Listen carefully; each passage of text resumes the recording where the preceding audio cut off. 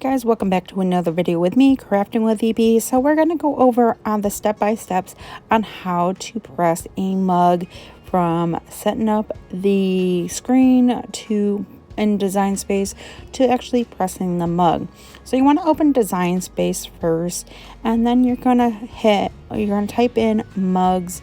There is a template on here, and you can see there's many designs. If you would like, you can pick one of these as well. But if you're looking to design your own, this is what I recommend. I'm going to show you which one to choose and how to choose the right size and design that you want to put on your mug. So there is a lot of designs. There's some cute ones I'm pointing out and talking about. So we're going to keep scrolling, and it depends on which one you're doing. You really got to look at your size. So you want to press that one. It's the mugs, and it's like the blanks. So it's a mug design setup. So you're going to pick out one of these and make sure you look for the ounce mug that you're using. Cricut has a 10 ounce, a 12 ounce, and a 15 ounce mugs. So say that 10 times fast. So you're going to pick out if you want a straight edge, a ripped edge, a different kind of edges. There's multiple different sizes. You just got to look for the correct one that you want. So once you pick out the one that you want and you pick out the size, you're going to hit custom. And then it's going to take you to your canvas, and that is where you start designing your mug of what you want on that.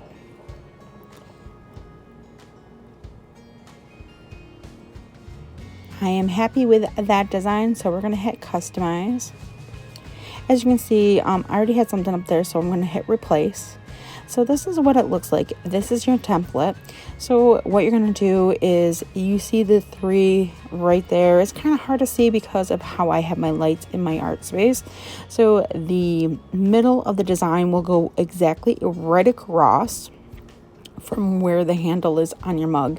And then you're going to wrap it around and place it and try to make it even. Sometimes it takes a while to get that down correctly, so don't worry if you have to take it on, take it off, and make sure it's correct.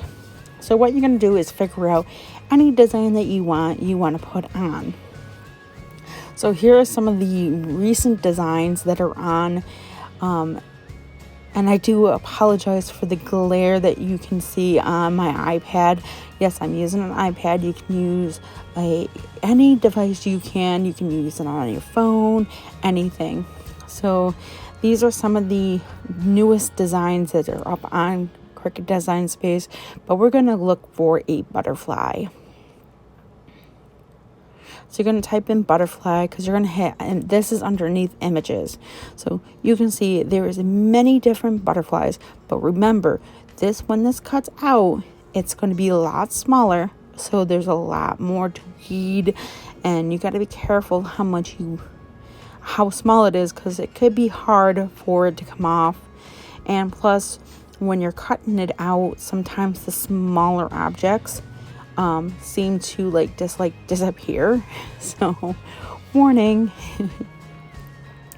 And if you haven't yet, please, I would love for you to hit the like button, the subscribe button, and the notification bell to get more info and more videos just like these that I post to my YouTube channel to help you guys out with some Cricut ideas or drawing ideas. So I do post videos usually Monday and Thursdays.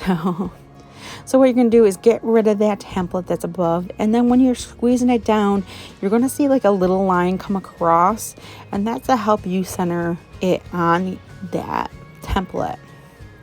Once you like where you have it, you can put it pretty much anywhere.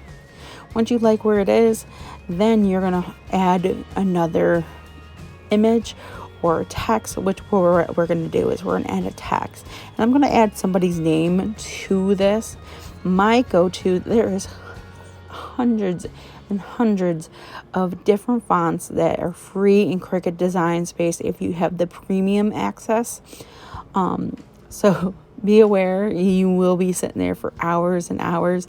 But if you have a few select that you really enjoy, I recommend going with those. I love the DTCs, and those are my go-to designs that I love. Like, it's so cute. Whoever made those, they are beautiful and amazing. So this is me trying to figure out which one I want. Sometimes it takes a while for the device to actually load up the name of them. And as you can see, once you're looking at them, it actually will show how the font will look on your device. On your project, I should say. Once you figure out which one you want, and we go with, I believe, a DTC, and I can't remember the name of the font because I got something kind of black in it. So I'm putting my friend's name, Lorenda, into that. So once I get it to where I want it, and I can size it any way I want, I'm going to select it all, highlight it all like that. You're going to press your finger down and scroll across. And then what you're going to do is hit attach underneath edit. So now it's going to cut out actually every single bit of these out of the design. So now we're going to set up our Cricut Joy. So you can easily save this image if you're not ready to do your design yet, to cut it out, to figure out designs into Design Space. So now what we're going to do is we're going to take our mug and we're going to put that to a side. So this is a 12-ounce mug, and I keep the wrapping and the bubble wrap on there. This is the infusible ink transfer sheets. They come in usually 2 per box, depending on which one you grab. This one is for the mugs itself, but you can use the regular infusible ink sheets like I'm going to be showing you here. This is the bigger box. These, you can use any of these. These are beautiful, but they are made for like the Cricut Maker and the Explorer, all those families. But you can easily cut these to size to do on your Cricut Joy as well. And they also make feasible ink sheets for the Joy as well. So what you're going to do is you're going to open it up. Usually there's tape on both sides. You're going to open that up using like an X-Acto knife or a pair of scissors, and then it comes in these black bags, and I recommend saving them. If you're only going to use one, make sure you wrap it back up and put it into that black bag because it will save on that sheet. As you can see, the sheet is kind of dull color. So what happens is when you heat it up, it actually brightens the color, and it's kind of like sublimation ink as well. So you're going to take your mat, and this is the mat that is best for the Cricut Joy, and that's what we're using today. This is a 4.5 by 12 inch mat. You're going to lay it down onto your mat within that rectangle, and then you're going to press down firmly so it's flat against your mat. And sometimes if it doesn't lay flat, you can take that rolling tool or even your squeegee to lay it down. So what we're going to do now is set it up to cut it out on our Cricut Joy. So we got our design. We're going to hit next. Now we're going to hit with matte. The only time you hit without matte is if it's smart material. And this goes with the newer Maker and the newer Explorer Air 3. So you want to make sure you mirror the image, especially on infusible ink or anything like heat transfer vinyl. So once you hit next, you're going to connect to your machine. Mine will come up eventually. It takes a little bit of time sometimes to connect. So please be patient. Once you connect, what you want to do is make sure you select your product that you're using. So we're going to go for infusible transfer ink sheets, and sometimes it's not there, so you'll have to type it in, and once it shows up, you just tap it. Now that it's ready to go, you're going to hit more pressure, because that's what I do. It depends on how sharp your blade is. To keep it sharp, sometimes they recommend using aluminum foil to sharpen up your blade if it's kind of dull, because you can get a little bit extra life out of that. So move your iPad or any device that you're using to the side, and then we're going to load our mat into the machine. So it's going to measure the mat. So that's what the Cricut Joy always does. Once it's finishing loading up, then you're going to hit go, and it's going to cut out your image that you want to put onto that. This is a slow process, so please be patient. Sometimes it takes a little bit for it to cut out, but when it is all fully done, it's going to ask you to unload your mat.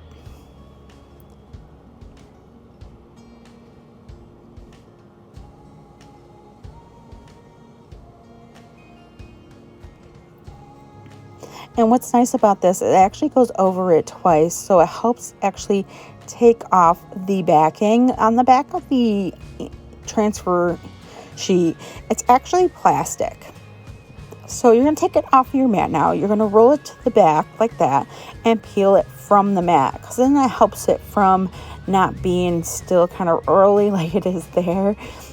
Saves it a little bit, but it's still going to roll up. Make sure you put your plastic back on your mat so you can protect your mat so it doesn't collect dust and it doesn't lose its stickiness because it's without the mat on it. So easily thing to do to remove the excess stuff that you don't want on your mug. Stuff is more easy to peel, excuse me, than vinyl. So you're gonna peel it right off.